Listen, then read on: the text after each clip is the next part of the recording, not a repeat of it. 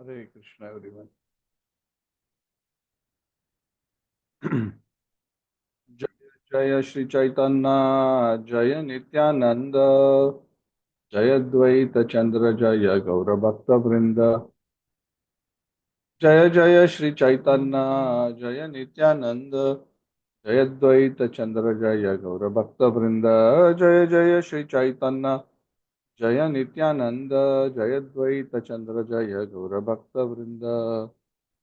ओम अज्ञानतिमिरान्धस्य ज्ञानाञ्जनशलाकया चक्षुरुन्मिलितं येन तस्मै श्रीगुरवे नमः।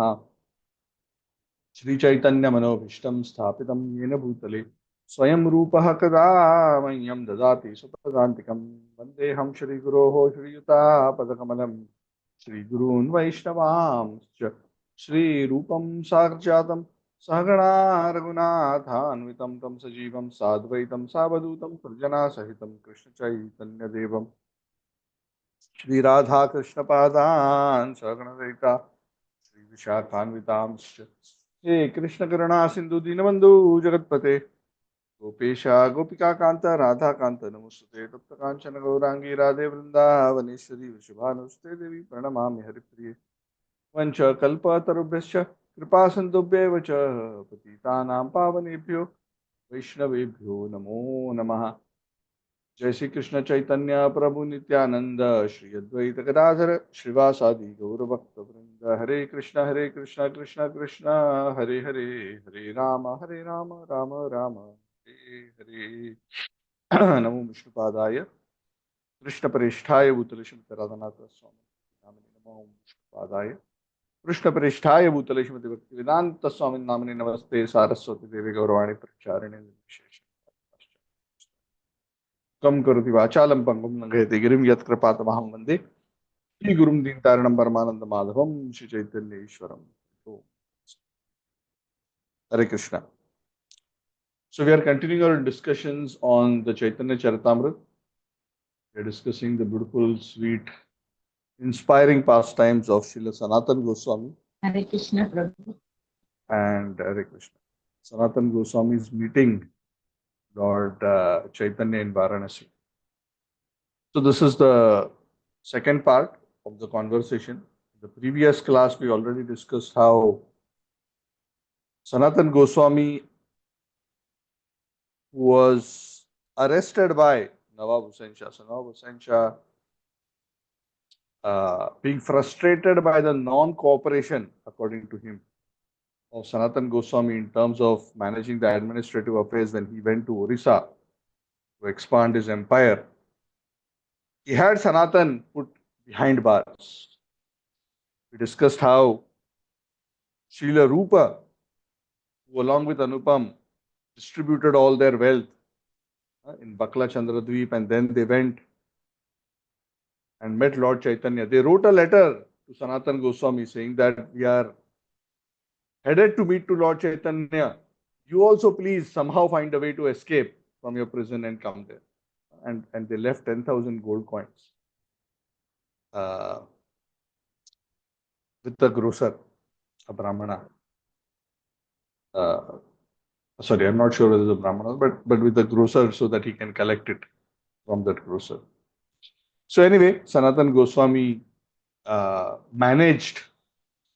We discussed that in fair amount of detail in the last class. He managed to convince the jail keeper, the prison keeper, the Muslim prison keeper, that it would be indeed a very noble thing for him to release Sanatan because he wanted to go to Mecca. And what can be a greater seva towards Allah that you liberate me? But he was a bit hesitant, but what will the Nawab say? And then the explanations that Sanatan Goswami gave started making more and more sense. And his devotion increased more and more as more and more money landed in his hand. So a fair amount of gold coins were given. So nothing speaks in this material world, especially for conditioned souls. Nothing rings more beautiful music than money. Greed and lust are amongst the top drivers. Ego or pride, lust, greed, and sometimes anger. These are the most prominent drivers for people in terms of the activities that they perform. Money almost always works. If not lust, works also. Anyways, so Sanatan was let out. He said, I'll never be seen back in this kingdom. I'm going to Mecca. Don't worry. You just tell I drowned in the Ganges. I went to pass stool and I jumped along with my chains into the Ganges and I drowned. End of story. When the Nawab comes back, you tell him this story. And then Sanatan escapes from there. We discussed that. It's a recap of what we discussed. Sanatan doesn't take the normal path from the fort in which he was imprisoned, obviously, because he'll be seen and he was the, prime minister of the kingdom. He'll be easily identified, even by a common soldier. So he had to be extra careful. He wasn't a normal, criminal prisoner, uh, who will be difficult to identify. So he went through the forest hilly tract along with Ishan, his servant. He warned his servant Ishan, you don't have any money, no, you've given up everything, no, yes, yes, yes. But Ishan very quietly kept, I think, 8 gold coins or something like that. And then we discussed when Sanatan and Ishan reached an inn overnight, at a landlord, and stayed there overnight to rest and recuperate and get some help to cross the hilly tract of land, because they weren't quite sure how to find their way. So we discussed also that beautiful, interesting pastime where the innkeeper, along with the help of an astrologer, figured out that they have gold coins and they were about to kill Sanatan Goswami. And Sanatan Goswami, being an expert diplomat, he figured out something is not wrong. This guy is being too nice to me. So when somebody is being too nice to someone and it doesn't make sense, that means kuch gadbad hai. Something is wrong. You want something. What can he possibly want from me? I have nothing. I have nothing. Ishan has nothing. Then he turned to Ishan. Hey, Ishan, are you having anything? So Ishan didn't have a courage to lie to Sanatan Goswami straight on the face. Yeah, yeah, I have. I have 7 gold. He said 7. He didn't say 8. I have 7 gold coins. Because he still wanted to keep at least one. Then Sanatan went to this particular landlord. He gave the money to him and said, here, help us to cross over. He said, no, no. First of all, he said, no, thank you for coming straight and admitting this, because actually I was going to kill you, but you are a saintly person. I'm so sorry. Don't worry. You take back your money. I will help you anyways. And Sanatan Goswami said, no, no, no. Better you take this money. If you don't take it, again, ahead, somebody else will kill me for this. Huh? This is a death knell for me, so don't want. So he gave him, and happily he helped him to cross over, and then Sanatan and Ishan continued.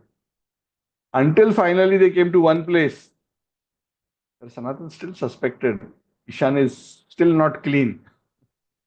He asked him, hey Ishan, uh, do you still have anything? Tell me the truth. Ishan very hesitatingly, very shy, embarrassed, he said, I just one, nothing else, just one gold coin. So Sanatan realized that this person is too attached to wealth. He's not a suitable accomplice, not accomplice, a companion for me. Huh? He's not a suitable companion for me. I'm on the path to renunciation. This person is attached. So he told Ishan, okay, our journey together ends here. Please go back wherever you want. You're free. You're my servant, but I make you free. Now I will go on in my own journey. I gave you a chance, but you proved yourself unworthy. All these dialogues are not given here, but essentially, you know, that was the net feeling that Sanatan Goswami had.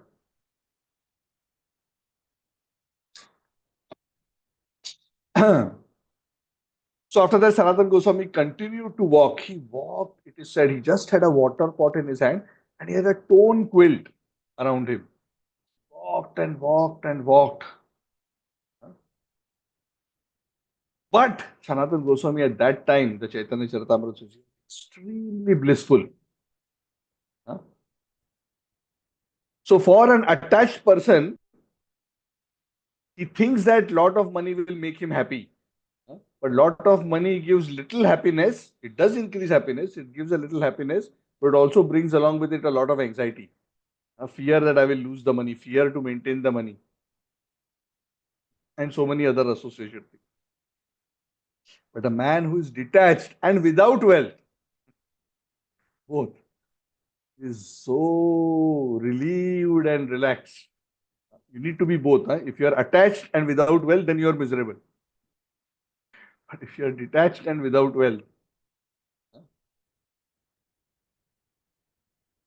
it's very blissful. Sanatan Goswami just walked on and on and on with that water pot. And finally, he came to a place known as Hajipur. And in the evening, he reached Hajipur in the evening. He sat down in a garden. Now, interestingly, in Hajipur, there was a very, very wealthy gentleman by the name of Sri Kanta. Now, this Sri Kanta was the brother-in-law of Sanatan Goswami, his sister's husband, a very rich person. And he was engaged in government job. In fact, the emperor, Nawab Hussain Shah, had given 300,000, 3 lakh gold coins to the Shrikanta just to buy horses for his army. Can you imagine 3 lakh gold coins?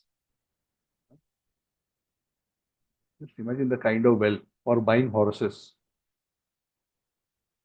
And it was that was his job, procurement department for horses. Maybe he was doing other things, but in this particular case, he was busy buying horses. Buy horses and send them to the emperor. So Shrikant was sitting and at a particular elevated place doing his job, and he suddenly saw Sanatan Goswami. Huh? But in the evening, he did not publicly identify Sanatan Goswami. He could understand because he knew what was going on. Sanatan was arrested, this, that, he must have known. Obviously, he's the brother-in-law. So he did not publicly recognize Sanatan Goswami because he would know that both Sanatan and he would get into trouble. At night, quietly he went to the place where Sanatan Goswami was peacefully sitting. And there he met him and had a very detailed conversation.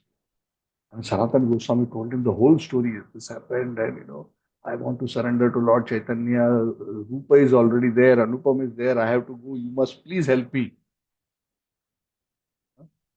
I have somehow escaped and come up to here.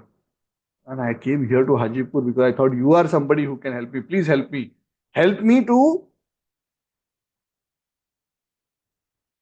find my way. To help my way. I don't know through this forest path, through this hill path, how to go and where to go. I'm alone. Shrikanta said, yeah, surely I'll help you, Sanatan, but at least stay here for 2 days. And what is this kind of clothes you have been, for days running in muddy clothes and, take a bath and wear nice clothes and, abandon these dirty clothes. Sanatan said, I have no time, Shrikant, no time to, enjoy your hospitality. I will not stay here even for a moment. So I need to leave immediately. Please help me somehow or the other cross the Ganges and go to the other side. So Shrikanta, seeing the intense eagerness of Sanatan Goswami, said, okay, I'll help you. Okay, at least you accept you are in such a difficult situation going to the forest. At least you take this woolen blanket. He gave a very expensive woolen blanket to cover himself. And then he arranged and helped for Sanatan to cross the Ganges and go to the other side. And then Sanatan went along his own way and walked for days and days until finally Sanatan, can you imagine, days of walking through the forest after the escape from the prison. Finally, Sanatan Goswami reached Varanasi, Jai. And to his great relief and delight, When we reached Varanasi, we found out that Lord Chaitanya was at that time in Varanasi. He was so happy, so happy. He came to know where Lord Chaitanya was staying, and that was the home of Chandrasekhar Acharya. So he went to the home of Chandrasekhar Acharya. But out of his intense humility, he didn't even go and knock the door. He just quietly went to the house and very quietly, without saying anything or doing anything, just quietly, humbly sat on the footsteps of the house. So Lord Chaitanya was inside the house with Chandrasekhar Acharya. Lord Chaitanya is the Supreme Lord. He knew Sanatan had reached and he was sitting outside. Lord Chaitanya told Chandrasekhar Acharya, "Oh, Chandrasekhar, go outside. There is one devotee waiting outside the door. Go and bring him in." Chandrasekhar went outside. He went out and he looked around. He saw Sanatan sitting there, but Sanatan, bearded person, uh, looking like a typical Muslim, wearing a woolen blanket. Chandrasekhar looked around, he saw this person, and then went back to Lord Chaitanya and said, "Oh, there is no Vaishnav here." Chaitanya Mahaprabhu asked Chandrasekhar, "Is there anyone outside?" Yeah, yeah, there is one Muslim mendicant sitting outside, but there is no Vaishnav. Go and call that Muslim mendicant in. So, went and told Sanatan Goswami that the Lord has called you in. Oh, happy Sanatan. Sanatan Goswami was brought into the presence of Lord Chaitanya. Sanatan Goswami came into the courtyard. And as soon as Chaitanya Mahaprabhu from a distance saw Sanatan Goswami entering the courtyard towards the house, Lord Chaitanya got up and in great excitement, Lord Chaitanya ran towards him, Sanatan in great haste, and embraced him with great ecstatic love. Lord Chaitanya was overwhelmed with love. And as soon as Sanatan was touched by Lord Chaitanya, Sanatan was overwhelmed with love. Both of them started crying and embracing each other. But Sanatan Goswami was feeling so lowly about himself that while he was feeling ecstatic by Lord Chaitanya's touch, at the same time he was feeling that I am so unworthy and unqualified that Lord Chaitanya should not touch me. I am so fallen. He was telling Lord Chaitanya, "Oh my Lord, please don't touch me. Please don't touch me."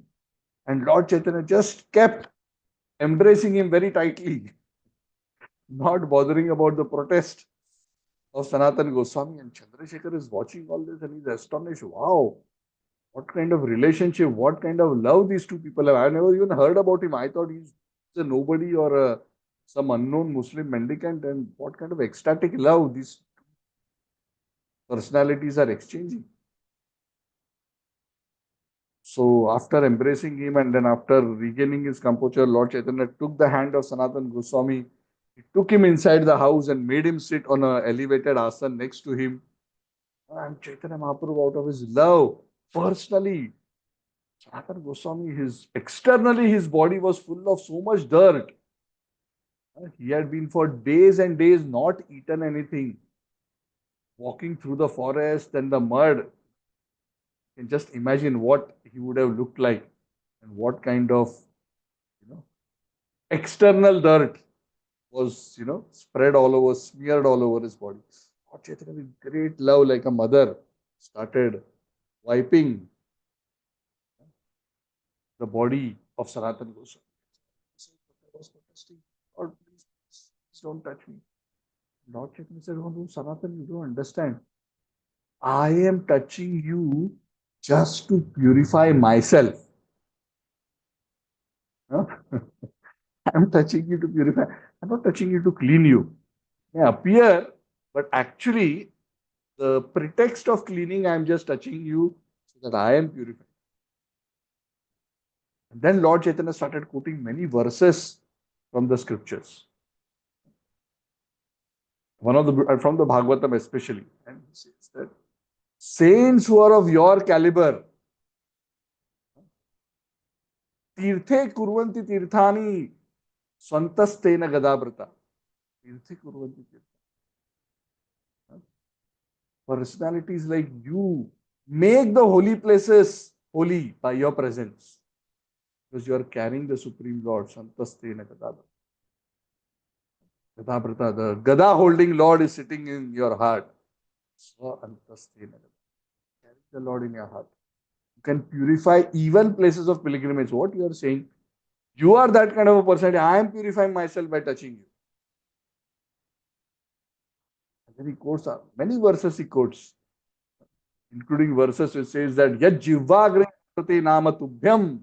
Whoever's tongue is always chanting the holy names, he is more greater than the Brahmanas and the all kinds of other people who have performed Vedic rituals. And he should be, the Lord's instruction, he should be respected as much as I am respected. A Brahmana who has all good qualities but is not a devotee is not worthy of that much respect. But a low-born person who's a devotee but not a Brahman, born in a low family, he's more worshipable than a well-trained, well-educated Brahman who's not a devotee. Because such a Brahman cannot even purify himself, but such a devotee, even who is born in a low family, can purify the whole world. Sanatan. It is the conclusion of all scriptures that by seeing you, by touching you, and by glorifying you, that is the perfection of all my senses. Seeing you is like the perfection of the eyes. Touching you is the perfection of the sense of touch. Glorifying your good qualities is the perfection of the tongue. Because in this material world, to find a devotee of your caliber is very, very difficult. And this is very true. This is true not only at that time, this is true today, this is always true. While we may see so many devotees around, even in a society of devotees, but truly to find somebody who is Narayana Para,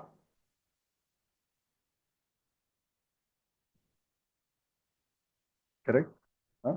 Lord Shiva says, right? Huh? मुक्तानामपि सिद्धानां Narayan परायणः सुदुर्लभो प्रशांतात्मा कोटिषु अपि महामुने. A thoroughly purified soul who is free from all material attachments and who is continuously relishing the nectar of chanting Krishna's holy names. Now, this caliber of devotee is very hard.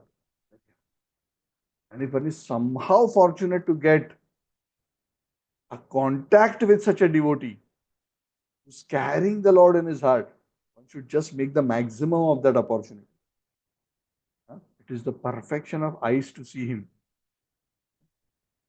the perfection of the body to touch him. So these kind of great Mahabhagavats, we are fortunate to associate with. We have actually attained the greatest fortune. And those who get that fortune and squander it are the most unfortunate. And actually, while these personalities are very rare, sometimes what happens is,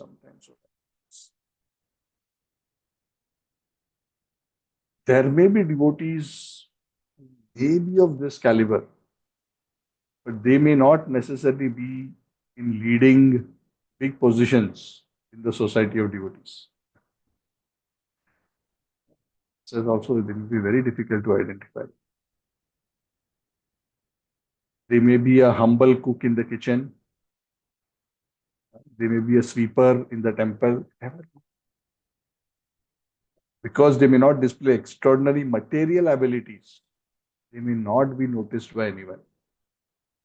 But they may be thoroughly purified, thoroughly surrendered to the Lord, thoroughly absorbed in Hari Smaran, Hari Chintan, Hari Kirtan. And they may be more qualified than 99.999% of the society of devotees to go back home, back to Purdue. So it is actually a bit difficult. And that is why it is said it is always best to be careful in the association of devotees, because you don't know who's who. Anyway, so Lord Chaitanya is glorifying Sanatan Goswami in such a wonderful way that you are that kind of caliber. And then he tells Sanatan, oh, Sanatan, you're so fortunate.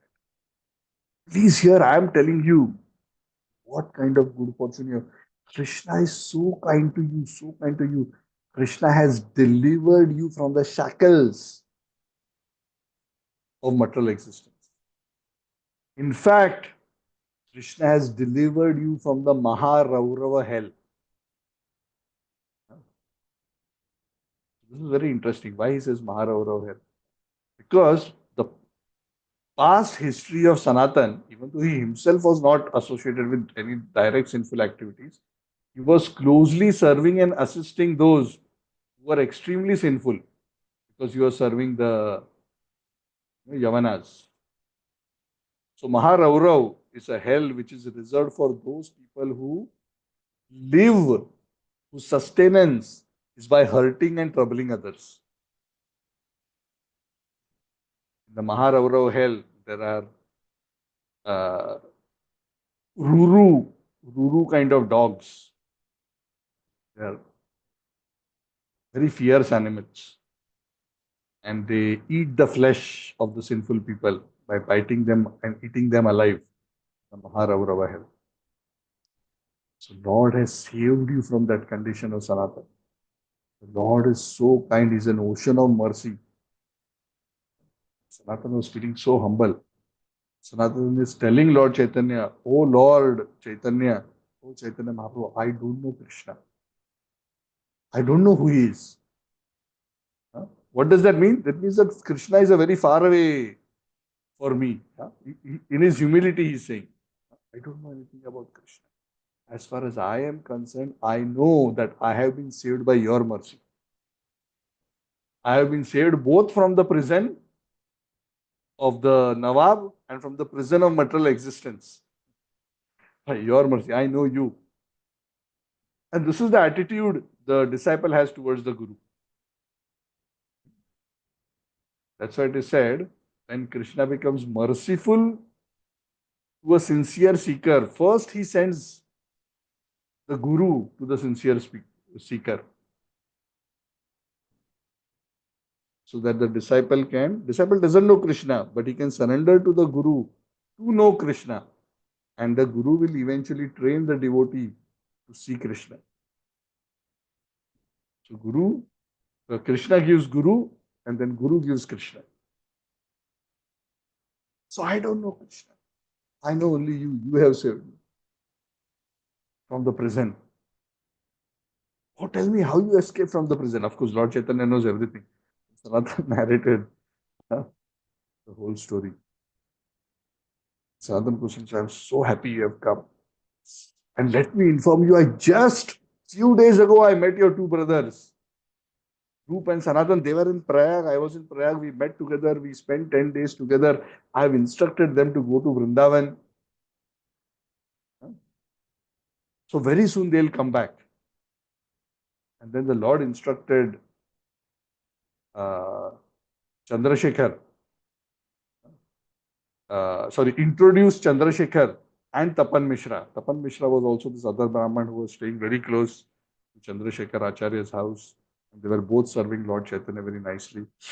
And he introduced Sanatan Goswami, both Tapan Mishra and Chandrasekhar Acharya.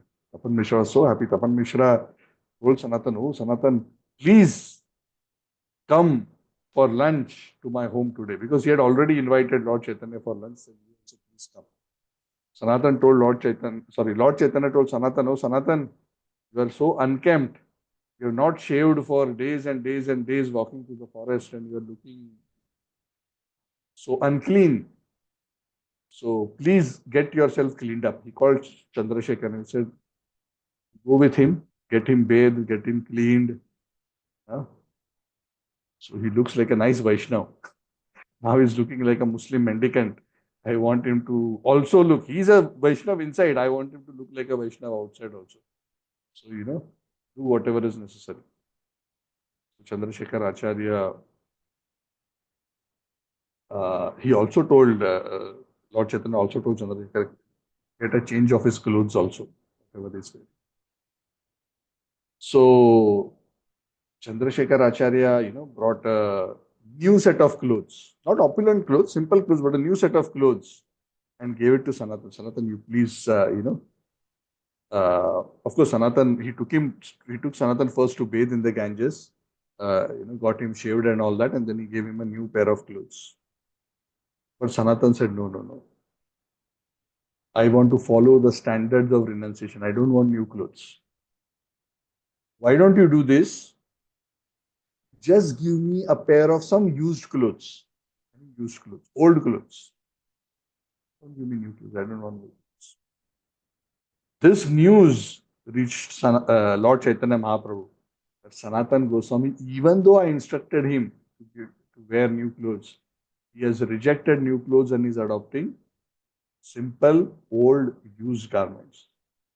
And Lord Chaitanya became very, very happy. There's a very beautiful verse. It's not here. It's later in the pastimes of Raghunath Das Goswami, where there's a very beautiful verse Krishnadas Kaviraj Goswami says. He says, Mahaprabhu Bhakta Ganer Vairagya Pradhan Tandra Dekha Kriti Hana Gaura Bhagavan. That amongst the associates of Lord Chaitanya, the feeling of renunciation and detachment from material things is very, very strong. And when Lord Chaitanya sees this kind of a detachment from material enjoyment amongst his associates, Tandra Dekha Priti Hana Gaura Bhagavan. Gaura Bhagavan, Lord Gaura, becomes very pleased when he sees this kind of renunciation. He's very happy. So it came to lunchtime. Sanatan had, got a old pair of clothes, and he also shaved, bathed, wore those used clothes that Chandrasekhar gave. And then it came for lunchtime. Both Lord Chaitanya, Lord Chaitanya washed his feet. He went to the home of Tapan Mishra, and he knew that Tapan Mishra had invited Sanatan Goswami also. And Lord Chaitanya sat down to have lunch. And Sanatan Goswami was not to be seen anywhere around. Tapan Mishra started serving Lord Chaitanya. Where is Sanatan? He was supposed to come. Please call him also. So Sanatan apparently was very, very hesitant to sit together with Lord Chaitanya and eat. So I think he already had a setting with Tapan Mishra that he told that, serve Lord Chaitanya first. Just keep some remnants for me. So Tapan Mishra told Lord Chaitanya that Sanatan is a bit busy. Oh Lord, you please have them. Some remnants of yours I will give to Sanatan. That also impressed Lord Chaitanya. So this is the mood. See, sometimes even though the guru may exalt the disciple and treat him like a friend, the disciple never thinks of the guru and never behaves with the guru like a friend. See, we should not uh, be forgetful of whatever position is. Otherwise, we'll end up committing offenses. Otherwise, we'll end up committing offenses. So, Lord Chaitanya was very happy. Then later, it is said, of course, Lord Chaitanya had his meal, then some remnants were given to Sanatan. And what Sanatan had done with that old cloth, whatever old cloth was given to him by Tapana Mishra, he tore that cloth and he made two sets of clothes from one cloth. How he made? No stitching, no tailor, no coloring, no buttons, just one cloth. He tore it first into two pieces, and from that two, from one of each of the piece, he tore one strip. So he made one kaupin undergarment from each of that cloth and one bahirvastra, outer cloth. That's all. Two sets. So renunciants often, they just have two sets of clothes. One they will keep in a bag, and the other they are wearing. So they will wash, they will dry. Meanwhile, they'll change into a new one. Right. There are some who have only one.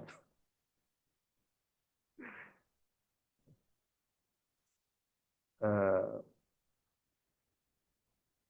in the journey home, Radhanath Maharaj was sharing his pastimes of when he was staying in the Himalayas like a sadhu, fully renounced. At one time, he also had only one set of clothes. Uh, and that too, at one point, that also he lost.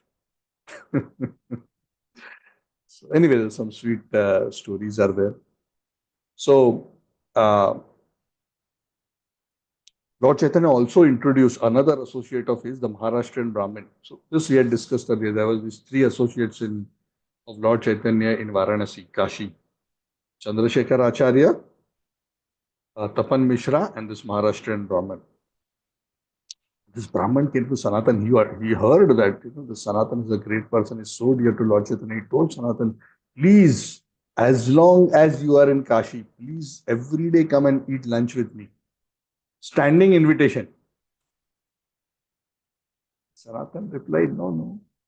I am a renunciate. It's not proper. Huh? That all the time I am coming to your home and eating sumptuously in the house of a grahastha. How is that proper? Why should I accept full meals at the house of a Brahman? I will just go around the village, beg for some little madhukari and maintain my body. Lord Chaitanya was so happy. Huh? Tandra Deka Pritihana Gaura Bhagavan. Lord Chaitanya was so happy to see the renunciation of Sanatan Goswami. So he was happy to see how he refused new clothes and took old clothes. He was happy to see he was not eager to sit and eat with Lord Chaitanya. He just ate some remnants. He was happy to see that he just wanted to do madhukari and not regularly have a fixed place to go and eat. So this is the kind of standard of the behavior of the Goswamis. Because in today's time, even in our society, we don't emulate this. Prabhupada made it so much more easier for the current generation because of the kind of bodies we have, the kind of backgrounds we have, both in India and Western bodied devotees. It's so difficult to follow the kind of life that Sanatan Goswami lived and the other Goswamis lived. But that's okay. That is good if somebody can follow, but if the body cannot take that level of austerities, the more important principle is to be absorbed in Krishna consciousness. Because if one inconveniences the body to such a level that the body cannot tolerate, then because of a sick body, one is more focused on the body than being focused on Krishna. This is also a practical consideration because ultimately austerity is not our goal. Austerity is meant so that we don't get distracted by material enjoyment and we can focus our full attention on Krishna consciousness. So Prabhupada's expectation of austerity for devotees in general was follow the four regulative principles, follow Ekadashi, and the fastings on festivals and other things, and don't do any excess in terms of have a yukta ahara vihar. Don't do too much gramya katha. Don't talk materialistic things. Avoid wasting too much time in useless activities. That level Prabhupada was happy. That's our level. That's also very high for Kali Yuga. But beyond that is difficult for most of us to do.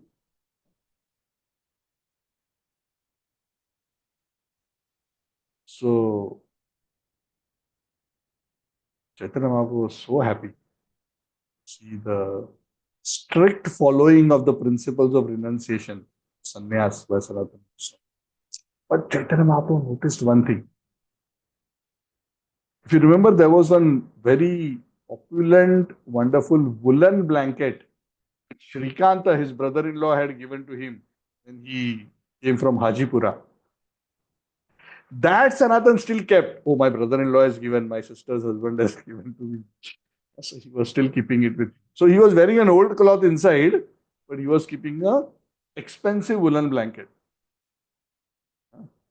And Lord Chaitanya was there with Sanatan Goswami and they were talking and repeatedly Lord Chaitanya was looking at the woolen blanket. Chaitanya didn't say anything, but he was looking at the woolen blanket. He was talking to Sanatan and he was looking at the woolen blanket. And Sanatan realized that without Lord Chaitanya speaking, Sanatan realized that the Lord doesn't approve of this kind of opulent blanket on him. So sometimes the spiritual master, he may not directly tell or chastise the disciple, but he may indicate. I remember when I was a brahmachari, uh, I was, as brahmacharis and as all devotees, are very fond of Mahaprasad. So after the offering in the evening on a weekday, because weekday not many devotees would be there, I would go behind uh, the altar area after the offering was done and the pots were washed. I would go with a plate. The pujari, gave me. So I took quite a bit of Mahaprasad, and I was there. And as soon as I took, uh, and of course, in my heart, I deeply knew that that was not the best thing or the right thing to do. Eating so much of nice, opulent Mahaprasad by myself and by Krishna's arrangement. Somehow, at that very moment, His Holiness Radhanath Maharaj arrived there. I am holding a plate, standing in front of the door with a plate full of Mahaprasad. Radhanath Maharaj comes and stands next to me.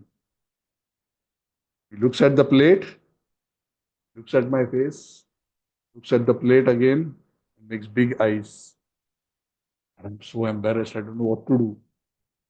I'm feeling so scared that I'm going to get, chastised. I'm like caught red-handed by Maharaj himself. And Maharaj kind of realized that, I'm feeling a bit embarrassed and a bit anxious. So Maharaj looked at me in the eyes and rather than chastising me, he looked again at the Mahaprasad and he said, all of this is for you? Huh? Which means so much you are going to eat. He didn't say so much. He said in another word, all of this is for you? And how to lie? So anyway, I mean, there was a sweet exchange after that, but Maharaj didn't chastise me, but he gently hinted to me that he wasn't particular. This is not the way of renunciation. We honor Mahaprasad. We don't enjoy Mahaprasad. I was a very new brahmachari that time. I was probably how old? I was maybe around 19, 20. That many years ago. This is like 30 over years ago. So anyway, I'm just giving an example of how the spiritual master sometimes, will be gentle rather than openly chastising. And many times I have observed Radhanath Maharaj not say, but he will give a look, and that look will give his message that you are not doing something proper. So Sanatan saw Lord Chaitanya repeatedly looking at the valuable blanket. So he started thinking, oh, Lord Chaitanya doesn't approve that I am wearing this blanket, so I have to do something. So Sanatan left that particular place respectfully and he went to the bank of the Ganges and he was thinking what to do. On the bank of the Ganges, he saw one Bengali sannyasi. He had a very old torn quilt. He was washing that quilt. He torn old dirty quilt. He washed it and then he kept it for drying. So Sanatan Goswami went to him and he said, I have an offer for you. Huh? I have an exchange offer for you. Here is my wonderful, almost new woolen blanket. And in exchange, please give me your old blanket. And the mendicant is saying, oh, sir, why you are joking at me? Huh? Why will you give away your expensive blanket and, take my old torn one? Don't make fun of me. Can he convince him? So he exchanged it successfully. Then after that quilt dried, took that torn quilt, put it around himself, and he went in front of Lord Chaitanya with the quilt on his shoulder. And Lord Chaitanya noticed when Sanatan came in. He didn't come and announce that I exchanged the quilt and all that. He just came in. Lord Chaitanya observed, Are, yeah, Sanatan, where is the woolen blanket, Sanatan, that you were carrying? Sanatan just said that, no, Lord, I didn't think that it was a good idea to carry it around. So I exchanged it with a mendicant. I think this is only good. This quilt is only good.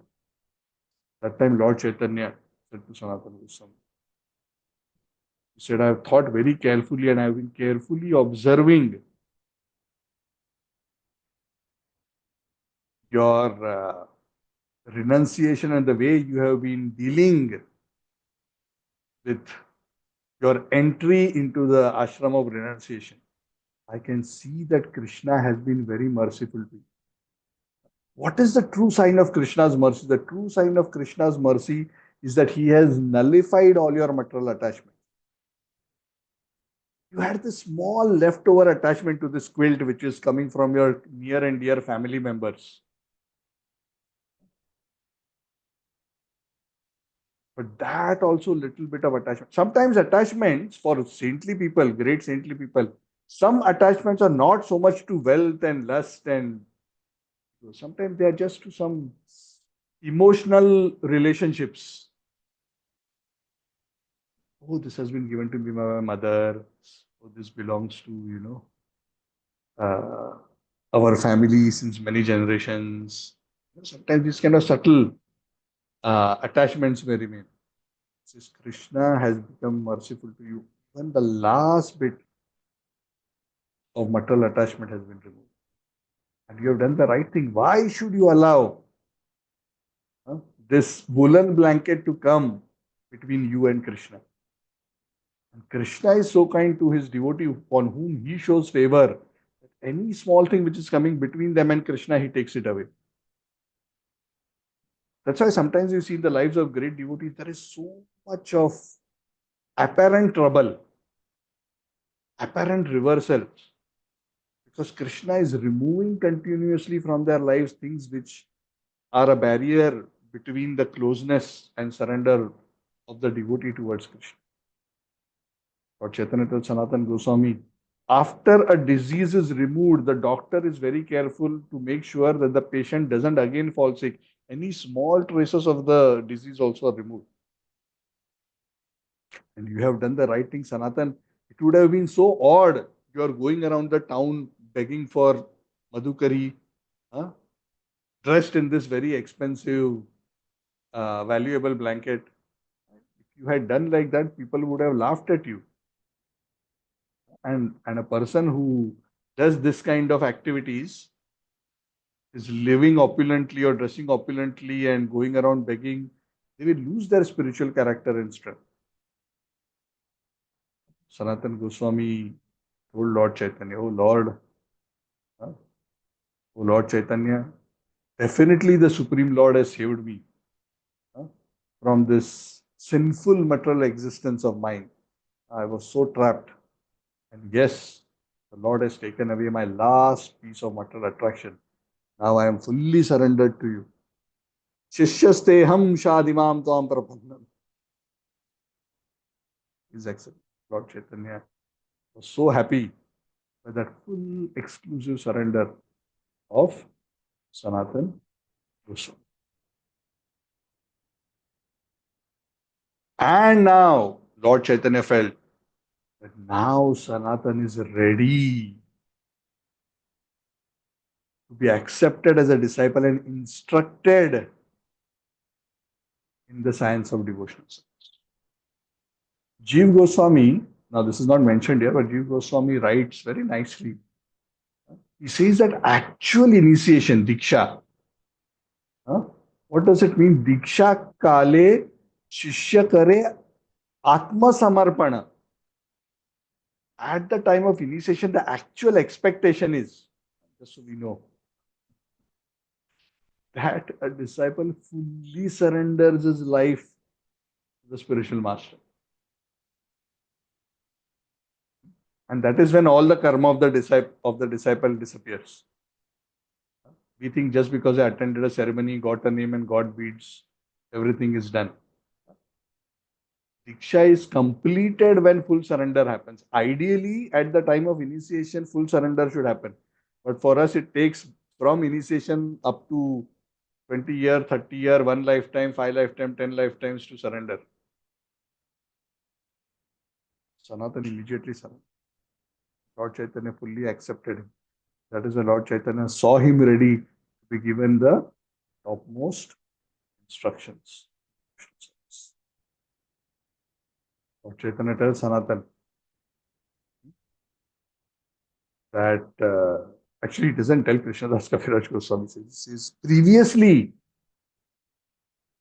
Ramananda Rai had a conversation with Lord Chaitanya where Ramananda Rai was the speaker and Lord Chaitanya was asking him questions. And by the blessings of Lord Chaitanya, Ramananda Rai could give the topmost and perfect answers to Lord Chaitanya. Now, the roles are reversed. Now, Sanatan has been empowered to receive the teachings that Lord Chaitanya is now going to. So, Sanatan is going to ask the questions now to Lord Chaitanya. And Lord Chaitanya is going to personally speak the Supreme.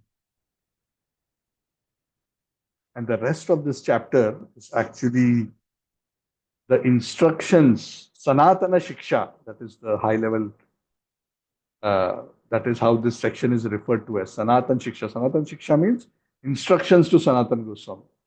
Sanatana Shiksha. So various topics Lord Chaitanya instructed Sanatan Goswami. Instructed about who is Krishna. Sanatan Goswami said, right, I don't know who is Krishna. Tell me who is Krishna. He explained about the real identity of Krishna. He explained him about Madhurya Ras. He explained about Krishna's personal opulences, about the various rasas of devotional service. All these truths were instructed to Sanatan Goswami by Lord Chaitanya out of his causeless mercy. Sanatan Goswami put a straw in his mouth and he clasped the lotus feet of Lord Chaitanya. And he approached Lord Chaitanya and begged him for instruction. So we want to stop here. I want to stop here because now that conversation proper is just about to start. Where Sanatan and Lord Chaitanya are sitting, Guru and disciple. And what are the questions which Sanatan asks Lord Chaitanya? And in return, what are the instructions which Lord Chaitanya gives Sanatan Goswami? Very, very wonderful instructions in the science of devotional service. Very wonderful. So we have completed around 98 shlokas. And we will continue and we will complete the chapter next time. Let's see. Very nice teaching. So I don't want to rush through this part. These teachings are the essence of the science of devotional service, the teachings of Lord Chaitanya. These are the teachings of Lord Chaitanya. So Lord Chaitanya's teachings are a subset of the Vedic teachings. In the Vedic teachings, there is Vedanta. Within the Vedanta, there is impersonal Vedanta and there is personal Vedanta. Within personal Vedanta is bhakti. Within personal Vedanta, there are so many kinds of bhakti. The topmost of the bhakti is Vraj Bhakti. And within Vraj Bhakti, Madhurya Ras in Parakiya Bhav is the highest of the high. So that is the pinnacle of Vedanta. So that specific teaching with that specific focus is being explained by Lord Chaitanya to the Goswamis. So thank you for patiently hearing. So next week we'll continue. We'll go into the direct conversation. It's going to be a very philosophical discussion. How many verses? Oh, very long chapter. 406 shlokas in this chapter. So we have completed it. I think this is the longest chapter of the whole CC. Perhaps. We have not even completed 100. And this is our second class on this chapter. Anyway, we try to cover 100 at a time. But I don't want to rush through this because if you understand this, you will understand Lord Chaitanya's philosophy. So I want to stop here and we can take some questions. Suresh Prabhu, you want to share? Yeah, Prabhu, one small question, Prabhu. What does it mean by Saraswat Brahman? What is the Saraswat Brahman? So Saraswat Brahmans means they are those Brahmanas, the sages who were settled at one time on the bank of the Saraswati river. Many Okay. sages, uh, many prominent sages who were settled there, and it's a very long story. But Saraswati river eventually disappeared, so they traveled southwards, and they dispersed across various parts of India. Quite a few went to Bengal. Quite a few came to Karnataka and Goa area. Now they are scattered over certain parts. In Bombay, also quite a few Saraswat Brahmins are there. I mean, I'm also born in a family of Saraswat Brahmins. Okay. So it is a it is a particular subsection. So they were all very close associates of Lord Parshuram. It is said the Saraswat Brahmins helped Lord Parshuram perform his yajna, very ancient times. After he killed the 21 generations of the Kshatriyas, they helped him perform yajna. And this yajna happened in the southern part of India, in the Goa, Kerala area. And after that, Lord Parshuram gave them in donation the place of Kerala. He asked the ocean to go behind and he carved out the Kerala here and he gave various places there. Many of them settled there. Then from there, some of them traveled to Bengal, Karnataka, Goa, and all these areas. Yeah, So Prabhu. anyway, so it's a particular community. So there are certain gotras. So we know, right? There are so many gotras. There are some particular gotras of sages. Gotras are the descendants of certain sages. There are some sages who are, you know, come in the category of Saraswat Brahmins. Yeah, Prabhu. Thank you, Prabhu. So sage, Kaundinya, Bharadwaj, Vasishta, and, and Yeah, a few others. Yeah. yeah, got it. Yeah. Thank you, Prabhu. Hare Krishna. Very well. Any other point? Hare Krishna, Prabhu. Yes, Krishna. Prabhu, what is what is that you were telling? Impersonal Vedanta, Prabhu. Can you just explain? So the way, okay, so what is Vedanta? We have the Vedas, right? Krishna says the Vedas mainly deal with the three modes of nature. Traigunya Vishaya Veda Nistraigunya Bhavarjana. Nirvando Nitya Sattvasto Niryoga Kshema Atva. This is the Bhagavad Gita. Which means the Vedas predominantly discuss the three modes because Vedas predominantly deal with Varnashram, rituals, yajnas, dharma, artha, kama mainly. A small section deals with moksha, which is the Upanishads. So the Veda Anta, the end of Vedic knowledge, is the Upanishads. Upanishads deals with liberation. Liberation is about realizing the nature of me, realizing the nature of God, and going beyond material existence, liberating oneself from the cycle of birth. Amongst those who are Vedantists, whose aim is to get liberated and realize the spiritual nature of the self and the supreme, there are two schools: those who are impersonalist and those who are personalist. Impersonalists think of the supreme as the formless, material, qualityless, all pervading absolute. Satchit Ananda, but in an impersonal way. And the self being a part of that impersonal absolute. And there is another interpretation or understanding of Vedanta, which is that ultimately the Supreme is a person. And we are his part and parcel, and our duty is to serve him. That is the school of Bhakti. So the impersonal Vedanta are more focused on Jnana, and they see Bhakti as a supporting limb only. But the personal Vedantists are focused on Bhakti, and they say Jnana is secondary. Through Bhakti, everything else automatically will come. So these are two perspectives. And Prabhupada accepts these two. He says, he has mentioned in some of the purports, including Bhagavad Gita, I don't remember which verse, where he says there are two kinds, the impersonalist and the personalist, who agree on almost everything in terms of the interpretation of the Vedas, but the main difference is what is the ultimate nature of the Supreme. One school believes the ultimate nature is impersonal, and from that impersonal, the personal form comes. The personal form is not eternal, but it appears from the impersonal. And the other school says the personal form is the origin and the impersonal is the effulgence of the person. So the disagreement is in terms of what is the nature of the Supreme and what is our relationship with the Supreme.